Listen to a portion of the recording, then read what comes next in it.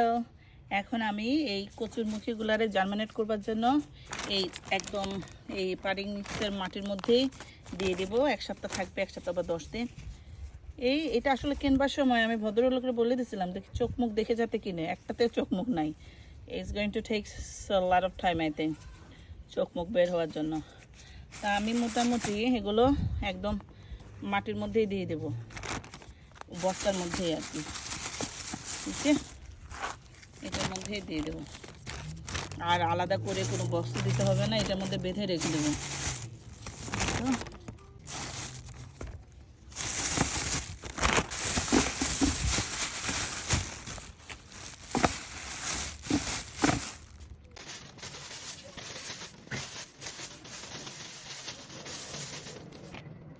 দিয়ে দিলাম মাটির মধ্যে। এখন একটু পানি দিয়ে দেবো, হালকা একটু পানি দিয়ে পানির ঝাপটা দিয়ে দেবো, যাতে তারপর 10-12 দিন পরে হয়তো বা এটা যদি দেখি চোখমুখ বের হয়েছে তখন পরে ওগুলারে চারাটা দিয়ে দেব টবে বা মাটিতে, যেখানেই হোক। আমি এমনিতেই সব কিছু দিই লেট এইবার।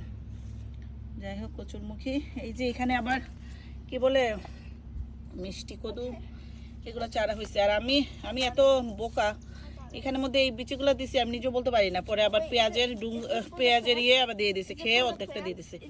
ইয়েস মা, it's pumpkin. Come on, give me the water. এখন একটু পানি দিবে।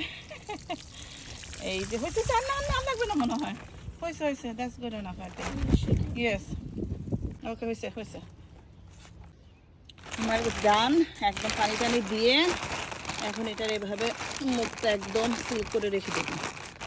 এই তো, এখানে হয়তো একটা পাথর দিয়ে রাখবো যাতে এটা না খুলে। এই তো।